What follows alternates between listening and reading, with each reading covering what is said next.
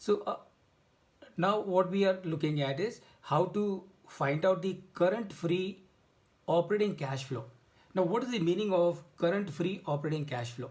It simply means how much cash is available in our hands, which is freely available to us for anything that we want to use it for.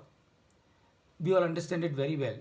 In our business, as a running activity, we would have purchased certain assets as part of our operations, and we would also have increased or decreased our working capital. So, after calculating the operating cash flow, if we want to calculate the free operating cash flow, what we need to do, we need to simply make adjustment. Adjustment for what? Adjustment for acquisition of fixed assets or the variation in the working capital. So how do we make that adjustment? We make that adjustment in this way. So what we do, we are calculating the current, and I am highlighting free. Free meaning something which is available with you. So one is the cash that you are generating, and other is cash that you are generating and it is available also with you. So as we generate cash, obviously part of this cash gets consumed in the purchase of assets. Part of this cash can get also consumed in the working capital. So what is the free operating cash flow?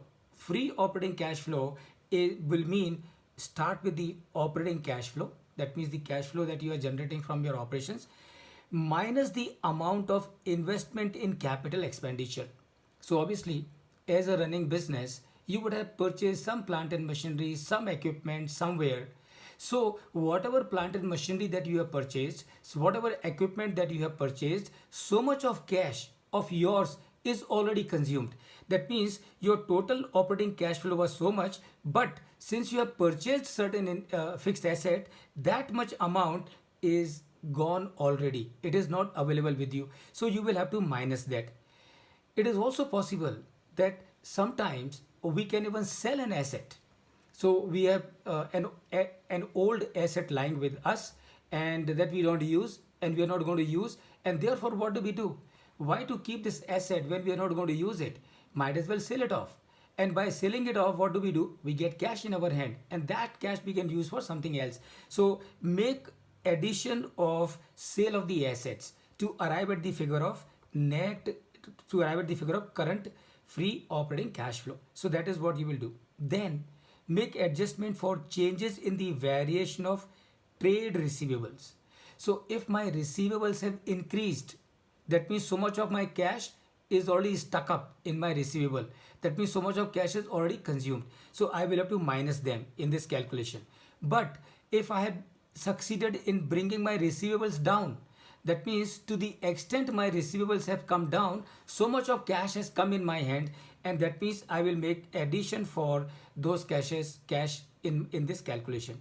Likewise, in case if my inventory has gone up, then I will have to reduce that amount from my calculation for the current free operating cash flow. And why do I have to do that? Because if my inventory has increased by 5 million euros, that means 5 million euros of cash is already consumed.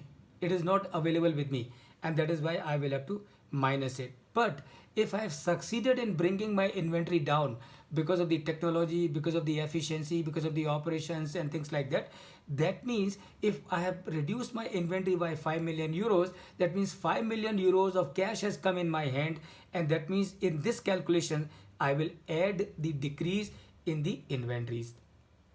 Likewise, in case of trade payables, now in case of trade payables, remember it is other way around.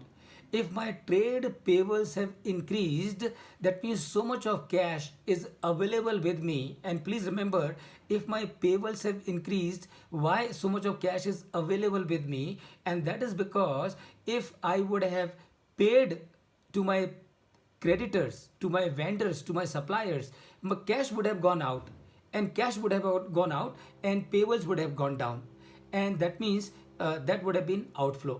Payables have increased, that means that the amount by which the payables have increased, that means so much of cash is extra cash is available with me, so I will add it in this calculation. But if my payables have gone down And when will my payables go down? My payables will go down when I will make the payment to my suppliers, vendors, and to my creditors. In that case, the amount by which my payables have gone down, I will minus that amount in this calculation. So when I make adjustment for all these items, as I've explained to you, from the amount of operating cash flow, what do I get in my hand is known as current free operating cash flow. You call it current free operating cash flow, or sometimes people call it simply of operating free cash flow, and things like that.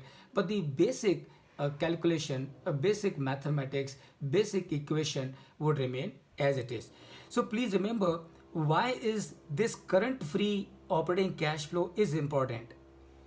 And this current free cash flow is important, as I had explained to you in response to a question when somebody asked me as to how do you determine as to how much a dividend to pay or how much profit to retain.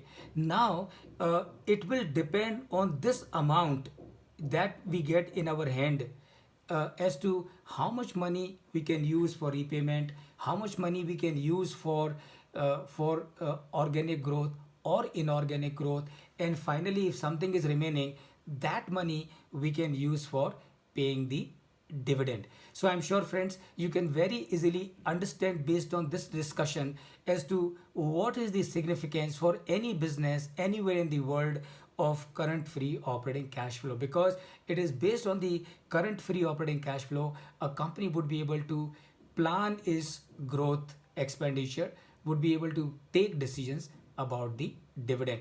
If you have any question on this, please go ahead, else we will move to the next item.